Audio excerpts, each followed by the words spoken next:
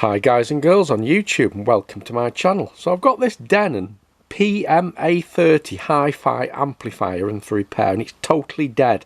Now I've not actually seen one of these before, so I don't know what's supposed to happen when it's on, but I would presume somewhere on here something lit up to tell you it's either in standby or it's on. Anyway, when you press the button, absolutely nothing happens. It appears completely dead. I've already had a look inside, and on the power supply I find on the standby power supply part there's a test point that says 5 volt, and we don't actually have 5 volt, it's 0. So I've got the power supply out and let's just take a quick look. Right, so that's the power supply out of the unit. As you can see, there's two supplies. There's a big transformer here and a chopper, probably a MOSFET. That's for the main amplifier, that's a high current section. And then you've got a little transformer here, and that will supply the standby rail. Now I've measured across here where it says 5 volt and we don't have any voltage. Now the first thing you'll notice there, if I just move the camera, is there's a capacitor domed. So that's almost certainly faulty. Now don't get too excited, because I've repaired plenty of equipment where a capacitor's faulty and you put a new one in and you've still got exactly the same fault. So just for the moment we'll just forget about that. Now the first thing I'm going to do, just in case I can't repair this, is just have a quick look how much a brand new one of these is.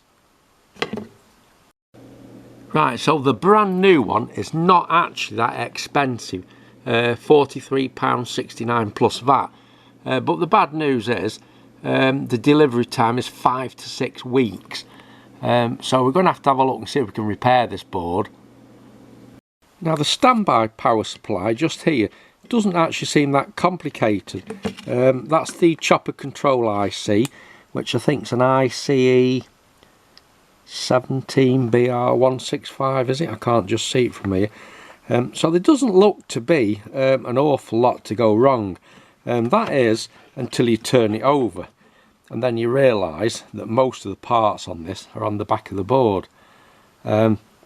So it always pays dividends to have a good look over something before you do anything, and I've spotted something here that definitely gets alarm bells ringing. If you look there, we've got 3 diodes in parallel. Now that is a recipe for disaster, and I'll show you why in a minute. So if we have a quick look with a screwdriver, you can see we've got 3 diodes in parallel, but there's also included a resistor capacitor snubber network there across the diode, presumably to connect these to protect these diodes. But definitely 3 diodes in parallel, that's not good, because each diode won't have exactly the same characteristic as the next one to it.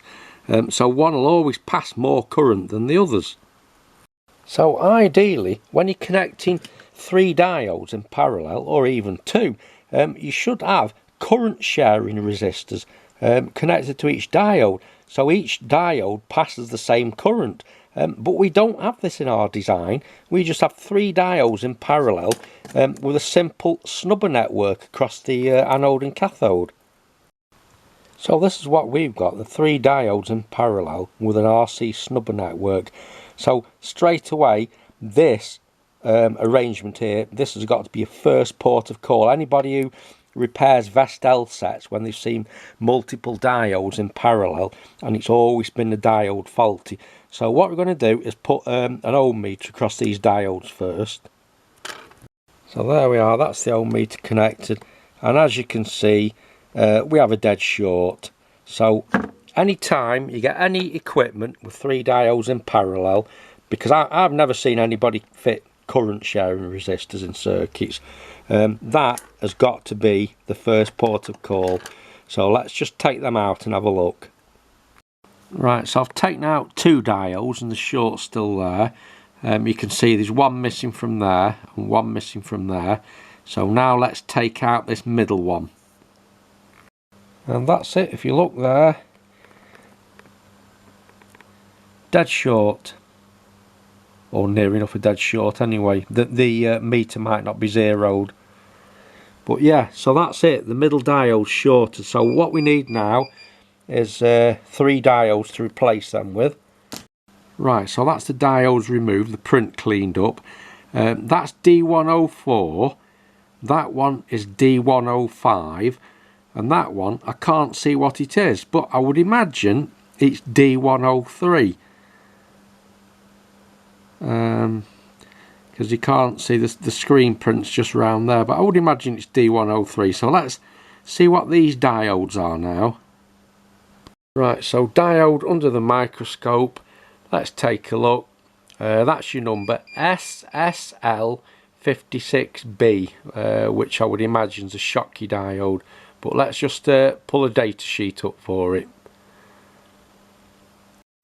Right, so that's the data sheet, nothing special about that. It's just a 60 volt 5 amp Schottky barrier rectifier diode. So let's get something to replace that with. Right, well, you would have thought with all this stuff I've got I'd have something in stock to replace them with, but the fact is I don't, so I'm going to have to order them in. So what I'm going to order as a replacement is an SK515C, which will be a perfect replacement, and it's also a higher voltage rating. So I'm going to order them in, and then we'll come back to this. Well, actually, the new diodes I used as a substitute turned out to be a little bit bigger physically in size, and if we compare the new ones I've put in with the old one, you can see the difference. So I've had to solder these together to get them in. So I think if I get another one of these in, I'm going to look for a better substitute for this diode. But anyway, the diodes are in, everything's okay. There's one last thing to remember, and that is, remember to change this capacitor here that's faulty, the one with a dome top. So let's do that next. Right, well, although not the cause of the dead fault, it is indeed faulty. It should be 220 mic, and it's only measuring 120. And also the ESR is a bit high, so I'm going to replace it with this Panasonic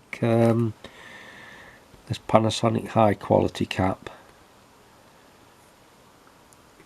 Right, so that's the new cap in there. All that remains now is to reassemble this board back into this very small space and test it out then.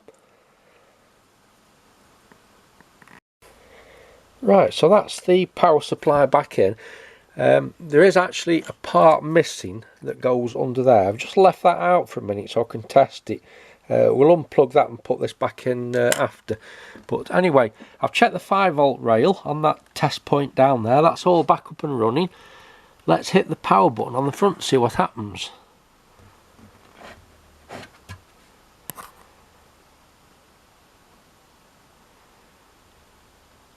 Yeah, and there we go, so we're all up and running.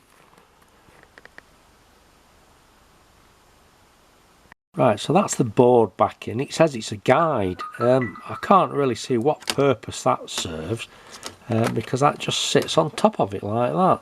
So we've just got to fiddle this in now, and then we'll set it all up and play it. Right, so here you go, it's switched on. I've connected to my phone, just a couple of little speakers I use for test purposes. You can see it's on. I've selected some royalty-free heavy metal music.